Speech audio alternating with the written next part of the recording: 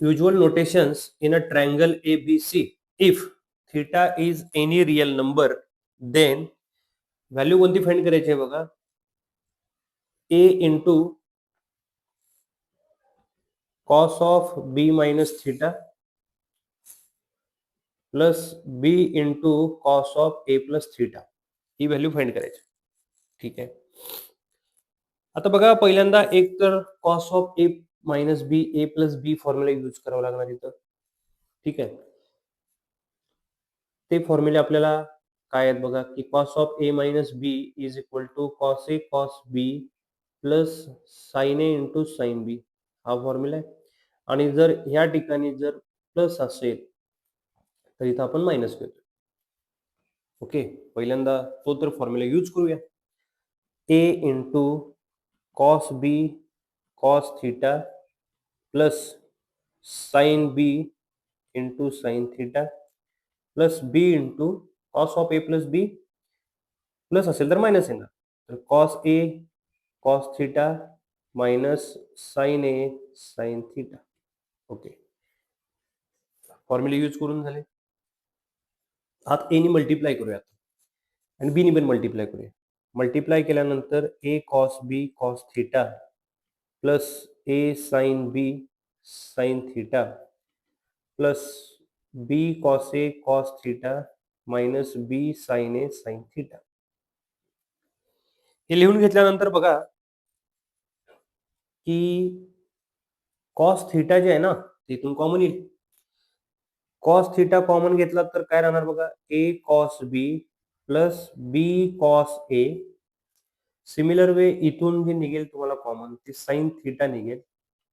ब्रॅकेटमध्ये काय राहील बघा, ए साइन बी मायनस बी साइन ए.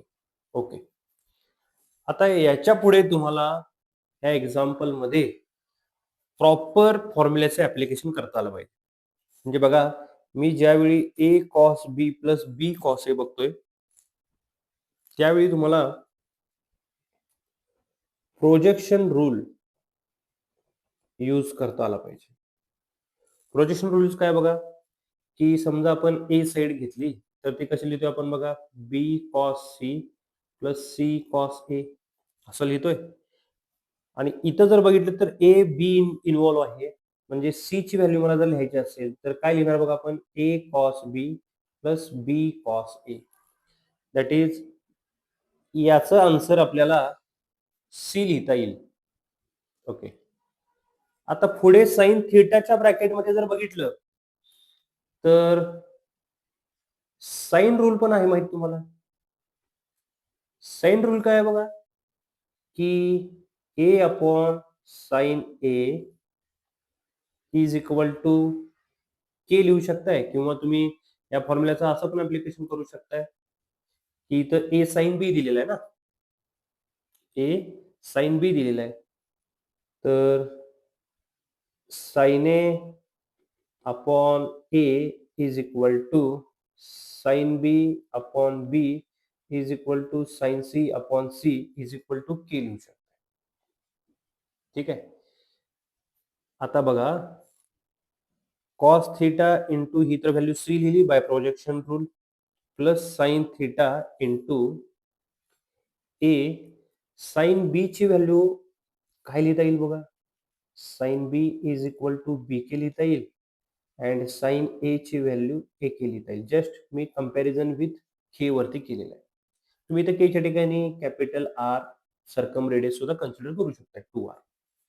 ओके, साइन बी ची व्हॅल्यू लिहिली बघा बी के आणि साइन ए ची व्हॅल्यू लिहिली ए के. काय लक्षात आलं बघा, ह्या सेम टर्म आहेत का बघा, ए बी के हे कॅन्सल आउट होऊन जाईल, हे 0 होईल, म्हणजे ही टर्मच कॅन्सल होईल.